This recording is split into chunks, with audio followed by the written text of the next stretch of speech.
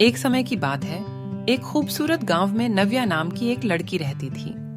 नव्या के पास एक विशेष उपहार था, एक ऐसा दिमाग जो घूमना और कल्पना करना पसंद करता था। लेकिन कभी कभी उसका दिमाग कुछ ज्यादा ही भटक जाता था और तभी परेशानी शुरू हो जाती थी। नव्या एक पेड़ के नीचे बैठी कुछ सोच रही थी। एक धूप वाले दिन नव्या खुद अपने पसंदीदा पेड़ के नीचे बैठी अपने स्कूल प्रोजेक्ट के बारे में सोच रही थी।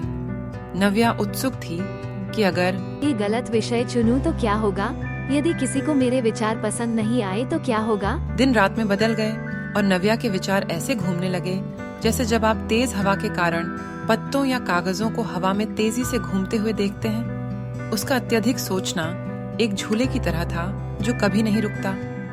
नव्या बिस्तर पर करवटें बदलते हुए सोच रही थी। एक शाम नव्या के बुद्धिमान दादाजी उसके साथ पेड़ के नीचे बैठे।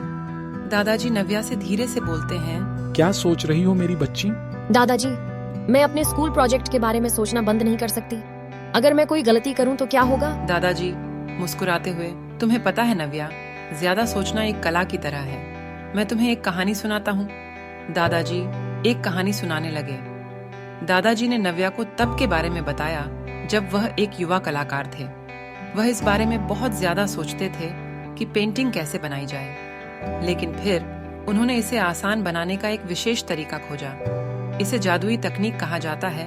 नव्या एक जादुई तकनीक के बारे में उत्सुक है। उसने पूछा, ये क्या है? दादाजी रहस्यमय तरीके से कहते हैं कि कल्पना कीजिए कि आपके सभी विचार रंगीन पत्तों की तरह हैं। उन्हें अपने दिमाग में एक बॉक्स में इकट्ठा करें, फिर ढक्कन बंद करें और डिब्बे को किसी नदी पर तैरने दें। नव्या उत्साहित होकर कहती हैं, वाह, एक जादुई बक्से की तरह। दादाजी ने सिर हिलाकर रोमांचक अंदाज में कहा, जब भी आप खुद को जरूरत से ज्यादा सोचते हुए पाएं, तो अपने जादुई बक्से की कल्पना करें। अपनी आंखें बंद करें, गहरी सांस लें और अपने विचारों को दूर जाने दें। नव्या ने जादुई बॉक्स तकनीक को आजमाया। पहली बार यह थोड़ा अजीब लगा, लेकिन उसे यह विचार पसंद आया कि उसके विचार नदी में पत्तों की तरह बह रहे हैं। नव्या जादुई बक्से की कल्पना करने लगी। जैसे जैसे दिन बीतते गए, नव्या के विचार धीमे होने लगे। जब भी उसे अत्यधिक सोचने का बवंडर महसूस होता, तो वह एक गहरी सांस लेती और अपने जादुई बक्से की कल्पना करती।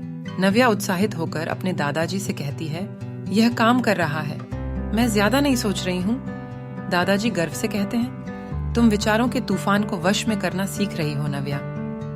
जैसे ही स्कूल प्रोजेक्ट की समय सीमा नजदीक आई, नव्या ने एक ऐसा विषय चुना जो उसे पसंद था। शंकाओं में खोए रहने के बजाय उसने अपने शोध और रचनात्मकता का आनंद लिया। नव्या खुशी खुशी अपने प्रोजेक्ट पर काम करने लगी। नव्या के सहपाठियों को उसका प्रोजेक्ट पसंद आया और नव्या को उसके विचारों पर गर्व महसूस हुआ।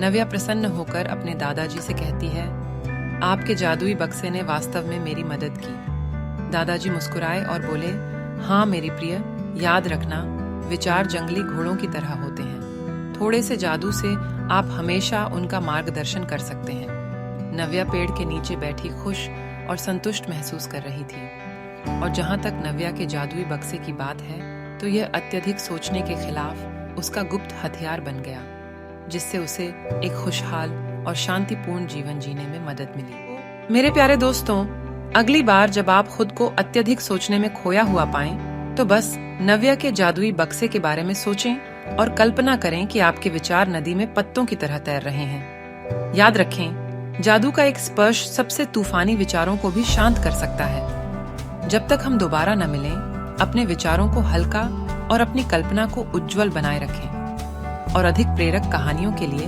मेरे चैनल को लाइक, शेयर और सब्सक्राइब करके अपना समर्थन दिखाना